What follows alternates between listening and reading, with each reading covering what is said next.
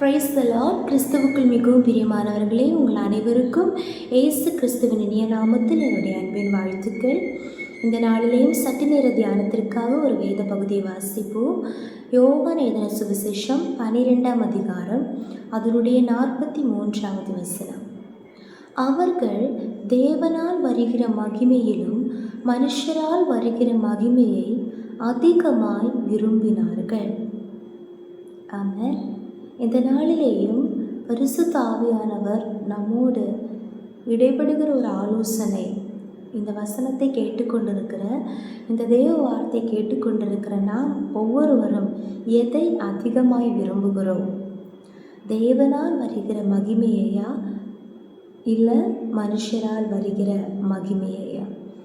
இந்த பூமியில் நாம் வாழும்போது நிச்சயமாகவே மனுஷரால் நமக்கு மகிமை, மேன்மை, பதவிகள், உயர்வுகள், சிறப்பு எல்லாமே நமக்கு கிடைக்க வேண்டும்.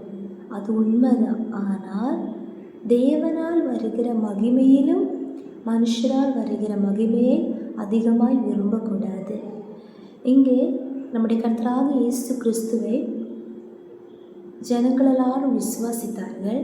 ஆனாலும் இந்த 42ஆம் வசனத்தில் வாசிக்கும் போது, ஆகிலும் அதிகாரிகளிலும் அநேகர் அவரிடத்தில் விசுவாசம் வைத்தார்கள். அப்படி இருந்தும் ஜெப ஆலயத்துக்கு புறம்பாக்கப்படாதபடி பரிசேயர் நிமித்தம் அதை அறிக்கை பண்ணாதிருந்தார்கள். இன்றைக்கு கூட கர்த்தராகிய இயேசு கிறிஸ்துவை நாம் இருதயத்தில் விசுவாசித்து வாயினால் அறிக்கையிட வேண்டும். அவரே என்னுடைய தேவன், அவரே மெய்யான ஸ்தோத்திரம் தெய்வம் என்று நம்முடைய வாயினால் நாம் அறிக்கையிட வேண்டும். அப்போது தான் ரட்சிக்கப்படுவோம். ஆனால் இங்கே அநேக அதிகாரிகள் இயேசுவினிடத்தில் விசுவாசம் வைத்தார்கள். அவர்கள் இருதயத்துக்குள்ளே விசுவாசம் இருந்தது.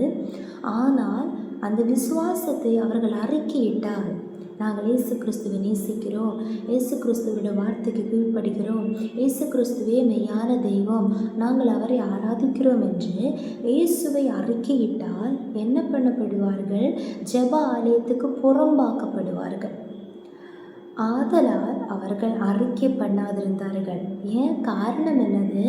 அவர்கள் தேவனால் வருகிற மகிமையிலும் மனுஷரால் வருகிற மகிமையை அதிகமாய் விரும்பினார்கள்.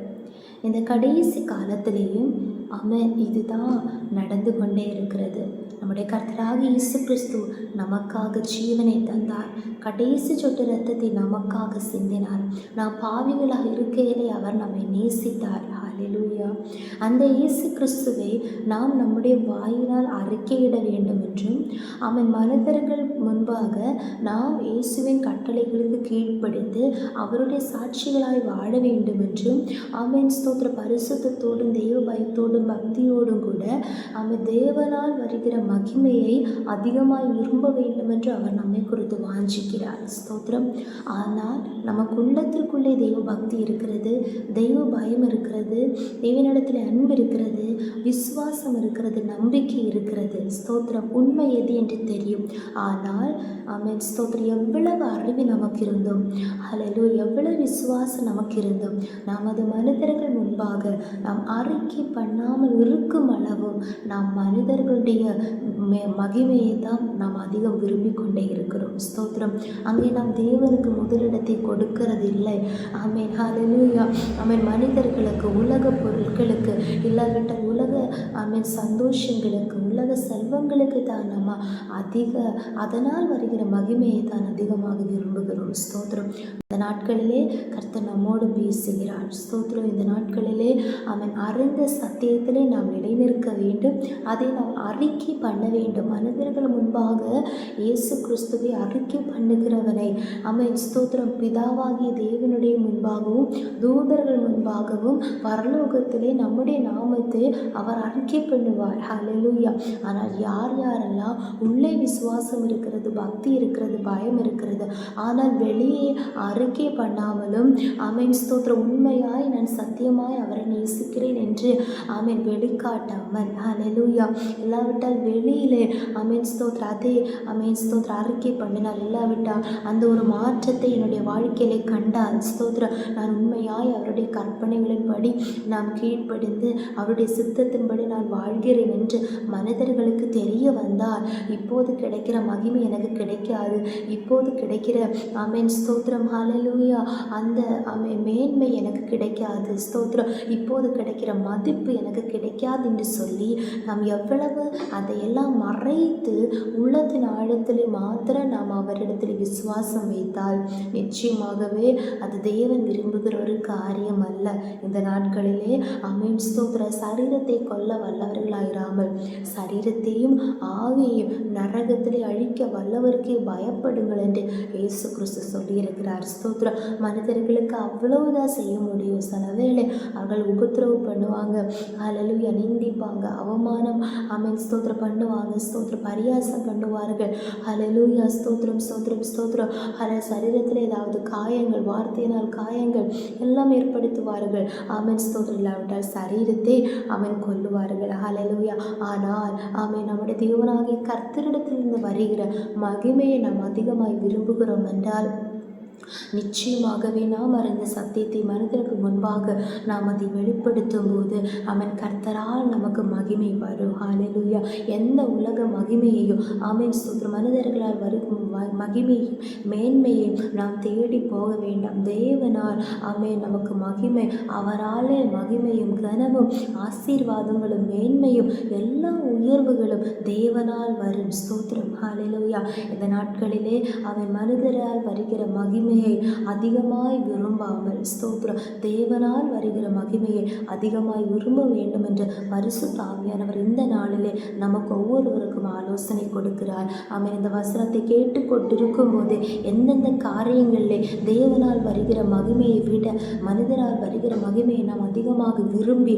தேவனுடைய நாமத்தை அறிக்கை பண்ணாமல் ஆமென் ஸ்தோத்திரம் ஸ்தோத்திரம் தேவனுடைய காரியங்களிலே நம்மையை வெளிப்படுத்தாமல் நாம் மறைத்து கொள்கிறோம் என்று நம்மையை ஆராய்ந்து பார்த்து இந்த நேரத்திலே தெய்வ சமூகத்தில் அதை அறிக்கையிட்டு ஜெபம் பண்ணி அவன் மறுபடியுமாக ஸ்தோத்திரம் இயேசுவின் நாமத்தை அறிக்கையிட்டு ஹalleluya அவன் மனிதரால் வருகிற மகிமையை விட அவன் அதே இடத்துல தேவனால் வருகிற மகிமை, தேவனால் எனக்கு கனம் உண்டாகும், மகிமை உண்டாகும் என்று நாம் நம்பி அவருக்காக நாம் வாழ்ந்தால் நிச்சயமாகவே அவர் ஆசீர்வதிப்பார். அப்போஸ்தலனாகிய பேதுரு எழுதின 1 நிருபத்தில் அங்கே நாம் வாசிக்கிறோம் ஹalleluya ஆமென் ஸ்தோத்திரம் இயேசு கிறிஸ்து வெளிப்பட நாளிலே ஆமென் அவருக்காக நிலை நிற்கிறவர்களுக்கு இயேசு கிறிஸ்து இரண்டாவதாக தரிசனமாகும் போது அவர் ஆகாயத்தில் வெளிப்படும் போது அந்த நாளிலே மகிமையும் கீர்த்தியும் மேன்மை எல்லாம் உண்டாகும். ஸ்தோத்திரம் அல்ல இந்த பூமியிலே இந்த அழிந்து போகிற உலகத்திலே ஆமென் ஸ்தோத்திரம் இந்த நம்ப முடியாத ஹalleluya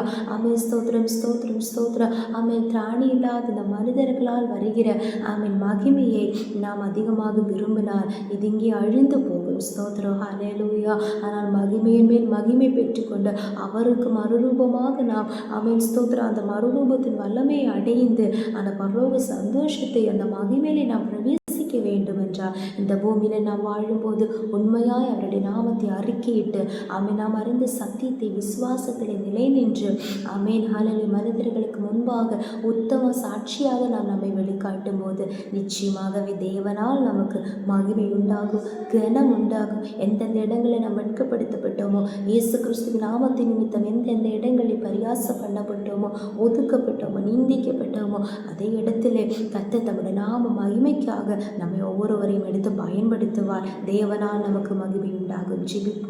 ஏசப்பா ஸ்தோத்திரம் இந்த நாளிலே நீர்களுக்கு தந்த வார்த்தைக்காக ஸ்தோத்திரம் ஆண்டவரே. நிச்சயமாகவே மனிதரால் வருகிற மகிமை அல்ல அப்பா, உம்மாலே வருகிற மகிமையை நாங்கள் அதிகமாக விரும்பி அப்பா உம்முடைய நாமத்தை நாங்கள் அறிக்கையிட்டு உம்முடைய சித்தத்தின்படி நாங்கள் எங்களை ஒப்பு கொடுத்து அப்பா உமக்கு பிரியமானபடி இந்த உலகத்திலே அப்பா நாங்கள் வாழ்ந்து உம்மாலே வருகிற மகிமையும் கனமும் அப்பா மேன்மையும் இயேசுவே அழியாத ஆசீர்வாதங்களை நாங்கள் பெற்றுக்கொள்ள உதவி செய்கிறதற்காக நன்றி.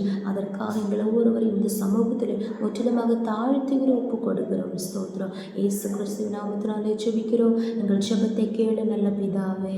ஆமென், ஆமென், ஆமென். May God bless you all. Have a blessed day.